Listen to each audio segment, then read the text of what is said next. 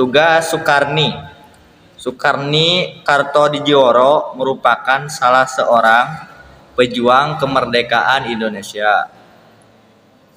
Sumbingsnya dalam memperjuangkan kemerdekaan sudah tercatat sejak berusia 14 tahun, di mana ia bergabung dalam Perhimpunan Indonesia pada 1930. Sejak saat itu, kiprah Sukarni pun terus melebar, khususnya dalam menggegapi kemerdekaan Indonesia.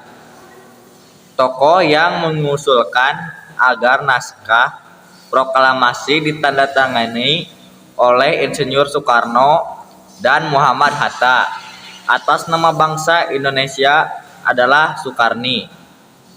Lantas apa saja peran Sukarni dalam proklamasi kemerdekaan Indonesia? 1. Menculiknya Soekarno-Hatta ke Rangras Dengklok setelah berita menyerahnya Jepang terhadap sekutu terdengar, para golongan muda segera meminta Soekarno-Hatta untuk memproklamasikan kemerdekaan. Namun Soekarno-Hatta masih menolak. Berawal dari situ timbulan konflik antara golongan muda dan golongan tua. Pada 15 Agustus 1945, para pemuda memutuskan untuk mengadakan rapat yang diketuai oleh Krenschles di Papangasan Timur. Mereka berusaha untuk mendesak Soekarno-Hatta agar proklamasi kemerdekaan segera dilaksanakan.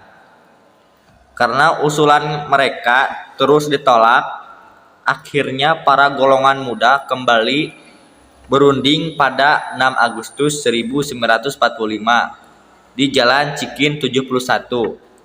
Hasilnya para golongan muda memutuskan untuk menculik Soekarno-Hatta ke Rangras Dengklok agar tidak terpengaruh oleh Jepang.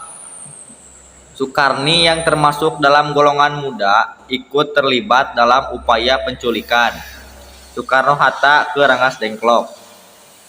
Mengusulkan tanda tangan Soekarno-Hatta selama di Rangras Dengklok, Soekarno-Hatta terus didesak untuk segera memproklamasikan kemerdekaan selambat-lambatnya tanggal 17 Agustus 1945. Pada akhirnya Soekarno-Hatta menyetujui hal tersebut dan dibawa kembali ke Jakarta untuk segera mempersiapkan kemerdekaan dengan menyusun naskah proklamasi. Begitu naskah selesai dibuat, Soekarno yang didukung oleh Muhammad Hatta mengusulkan agar semua peserta yang hadir dalam rapat menandatangani teks tersebut. Namun Sukarni mengusulkan agar Soekarno dan Muhammad Hatta saja yang mendatangani naskah proklamasi. Selain itu, ia juga mengusulkan supaya naskah proklamasi dituliskan atas nama bangsa Indonesia. Pada akhirnya, naskah proklamasi ditandatangani oleh Soekarno-Hatta atas nama bangsa Indonesia.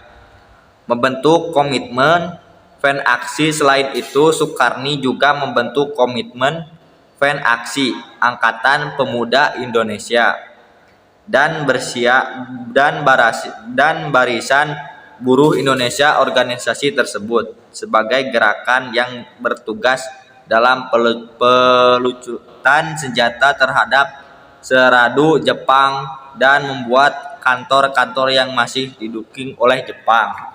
Assalamualaikum warahmatullahi wabarakatuh.